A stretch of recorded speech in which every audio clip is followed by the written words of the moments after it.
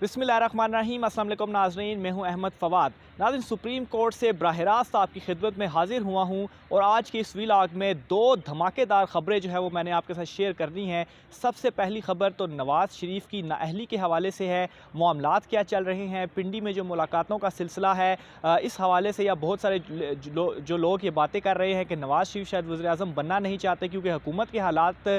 जो है वो इस वक्त इतनी मुश्किल में है कि वो ख़ुद ही नहीं चाहते कि वो बने और इमरान खान साहब खुद जो है वो हट जाएं। इस हवाले से कुछ एक्सक्लूसिव तफसीलात हैं वो आपके साथ में शेयर करूंगा। सुप्रीम कोर्ट की जानिब से एक रिटन फैसला जो है वो आया है, उसकी तफसीलात जो है वो मैं आपके सामने रखूंगा। इमरान खान साहब के पास वक्त बहुत कम है, सिर्फ 3 हफ्ते रह चुके हैं। इसकी क्या तफसीलात हैं ये भी आज के इस व्लॉग में आपके सामने रखूँगा। सबसे पहले नवाज़ शरीफ की जो नाअहली वाला मामला है वो आपके साथ जो है वो मैं शेयर कर रहा हूँ।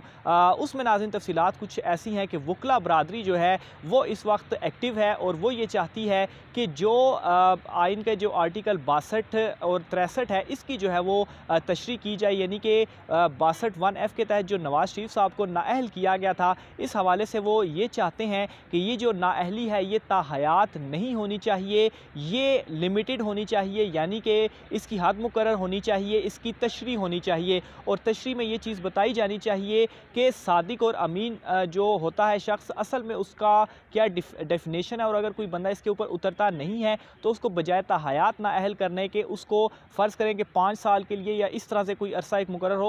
उतने अरसे तक वो नाअहल होना चाहिए या इसकी लिमिट जो है वो 5 साल जो है वो कर दी जाए। तो यूँ क्या होगा अगर ये दरख्वास्त दायर होती है सुप्रीम कोर्ट में वकला बरादरी की जानिब से, जो कि मैं आपको बताऊँ ये यूँ ही दायर अभी तक हुई तो नहीं है, मामलात इस वक्त चल रहे हैं, लेकिन मैं ये आपको बताऊँ कि ये यूँ ही मामलात नहीं चल रहे। ऑब्वियसली इसके पीछे कुछ ना कुछ जो है वो मामलात ज़रूर होंगे। बहरहाल दरख्वास्त जो दायर होगी और इसके बाद जब ये मुकर्रर कर दी जाएगी तो यूँ नवाज़ शरीफ और दूसरे नंबर पर जहांगीर तरीन भी इसी तरह से नाअहल होंगे तो उनकी नाअहली जो है वो ख़त्म हो जाएगी। अब नाज़रीन मैं यहाँ पर एक और चीज़ आपको बता दूँ, बहुत सारे लोग इस वक्त ये बातें कर रहे हैं कि नवाज़ शरीफ अपनी नाअहली ख़त्म करा के क्या करवाएंगे, वो इस वक्त वज़ीर-ए-आज़म नहीं बनना चाह रहे। और दूसरे नंबर पर ये बातें भी की जा रही हैं कि अगर नवाज़ शरीफ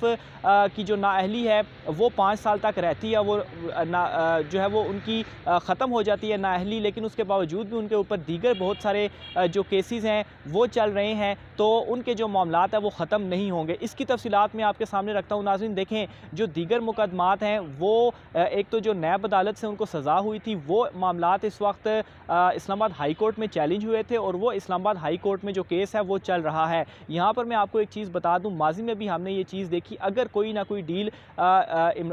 जो है वो नवाज़ शरीफ साहब की जानिब से ली गई तो उसमें ये नहीं होगा कि वो अगर उनकी यहाँ से नाअहली ख़त्म होती है तो वो वाले जो उनके दीगर केसेस होंगे वो उनमें उनको सज़ा भुगतना पड़ेंगी, वो उसी तरह से वहाँ पर चलते रहेंगे, वो ज़मानतों पे रहेंगे। अगर वो एक स्टाम्प पेपर के ऊपर जिस तरह से कहा जाता है कि वो ज़मानत लेकर बाहर चले गए और अब बाहर वो हशाश पेशाश रह रहे हैं तो उनके जो मुकदमात हैं वो भी स्लो हो सकते हैं। और दूसरा ये कि वो वहाँ से ज़मानत लेकर और दोबारा जो है वो प्राइम मिनिस्टर बन सकते हैं, क्योंकि इस वक्त जो हालात हैं वो इसी की तरफ जा रहे हैं और कोशिशें इसी तरह की जा रही है। यहाँ तक भी मामलात सामने आ रहे हैं कि पिंडी से कोई शख्स जो है वो 3 मरतबा लंदन गया और वहाँ पर जाके नवाज़ शरीफ से बात की और नवाज़ शरीफ ने ख्वाहिश का इजहार किया कि वो चौथी मरतबा भी वज़ीर-ए-आज़म जो है वो बनना चाहते हैं। मरीम नवाज़ की भी इसी तरह से कुछ ट्वीटें जो हैं वो सामने आ रही हैं। तो ये जो तमाम तर मामलात हैं इसकी बाकायदा रीज़न है, यूँ ही ये नहीं हो रहे, यूँ ही ये ख़बरें नहीं फैलाई जा रही। वकला की जानिब से इस तरह से एक्टिव होना, वकला बरादरी ऑब्वियसली जो सदर हैं बार वगैरह के, इनकी जानिब से जो दरखास्तें दायर होंगी,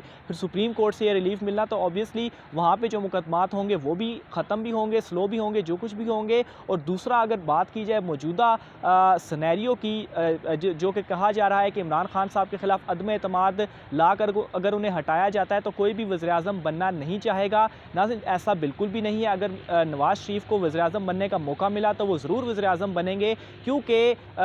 जो अब तक की जो एक मेरी ज़ाती भी राय है कि अगर मुल्क के साथ उन्हें कुछ होता तो वो इस वक्त बाहर ना बैठते। उन्हें सिर्फ़ और सिर्फ इक़्तिदार चाहिए। उन्होंने बुग़्ज़ इमरान को जो है वो उसमें उन्होंने एक तो इमरान खान साहब को नाकाम करना है और दूसरा उनको निकालना है, और उन्हें सिर्फ़ और सिर्फ इक़्तिदार चाहिए। अभी तक जितनी मरतबा भी वो इक़्तिदार में आए हैं, आप देख लें केसेस जो है वो इतने सारे बने हुए हैं, उनमें क्या है, उनमें यही चीज़ें हैं कि पैसा करप्शन करके बाहर लेकर गए, अपने बच्चों के जो बिजनेसेस थे वो सेट किए। अगर उन्हें पाकिस्तान से कोई लगाव होता तो उस दौरान भी वो पाकिस्तान की तरक्की के लिए बहुत कुछ कर सकते थे। और जहाँ तक गालियों की बातें हैं कि अगर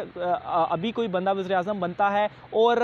उसे जो है वो गालियाँ लोग देंगे इस महंगाई की वजह से, तो बड़ा आसान बहाना है उनके पास कि 3 साल इमरान खान साहब ने हुकूमत की, तो ये जितनी भी महंगाई और जितनी भी ये सारा इस वक्त मुश्किल हालात हैं, इमरान खान साहब ने की हैं, और सिर्फ इसी नारे के ऊपर वो अगले 5 साल जो हैं वो अपने गुजार सकते हैं। तो मेरा ज़ाती ये ख्याल है कि ये चीज़ कहना कि इमरान खान साहब को हटाकर कोई वज़ीर आज़म नहीं बनना चाहता, तो ये गलत होगा, क्योंकि वो इस नारे के साथ आ सकते हैं कि इमरान खान साहब जो है वो हालात इस तरह छोड़ कर गए हैं और अगले 5 साल इसी तरीके से जो है वो गुजार देंगे। आखिर में नाज़रीन, एक और मामले की तरफ मैं आता हूँ कि वज़ीर आज़म इमरान खान साहब के पास सिर्फ़ और सिर्फ 3 हफ़्ते का वक्त जो है वो रह चुका है। ये मामला APS स्कूल के हवाले से है। इसमें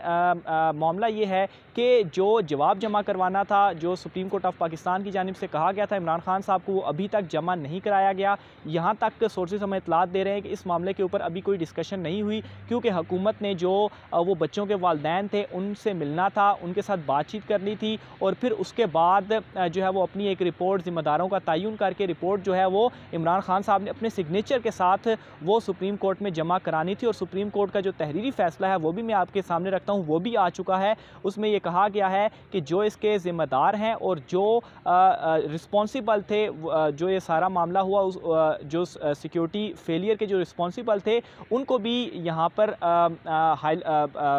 जो है वो हाईलाइट किया जाएगा, और उनको जो है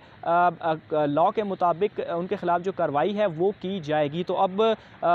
इसमें जो वर्सा हैं वो क्या कह रहे हैं वो आपके तमाम नाज़रीन के सामने है कि साबिक जो आर्मी चीफ़ थे, DGISI हो गए, वज़ीर दाखिला हो गए, उनके वो नाम ले रहे हैं और कह रहे हैं कि उनके ख़िलाफ़ मुकदमा किया जाए। तो इस वक्त इमरान खान साहब बिल्कुल चारों तरफ से, बल्कि मैं तो कहूँगा कि जितनी भी तरफ़ें होती हैं हर तरफ से वो मुश्किलों में फंसे हुए हैं। एक तरफ अदम एतमाद, न्यू इलेक्शन, अपोजिशन जो है वो चढ़ाई की हुई है, इत्तेहादी जमातें ने चढ़ाई की हुई है। इसके अलावा ये जो अदालतों वाले मामलात हैं, दूसरा नवाज शरीफ जिस तरीके से एक्टिव हुए हैं, जो मुलाकातों की खबरें आ रही हैं पिंडी से मुराद ऑब्वियसली एस्टेब्लिशमेंट की और नवाज़ की, तो ये बहुत टफ हालात जो है वो इस वक्त चल रहे हैं। इमरान खान साहब तमाम चीज़ों को किस तरह से टैकल करते हैं, मज़ीद इस हवाले से क्या अपडेट्स होती हैं, ये भी आप नाज़रीन की खिदमत में पेश करते रहेंगे। अपनी राय का इज़हार कमेंट बॉक्स में लाजमी कीजिएगा। आज के व्लॉग से मुझे इजाज़त दीजिए। अल्लाह हाफ़िज़।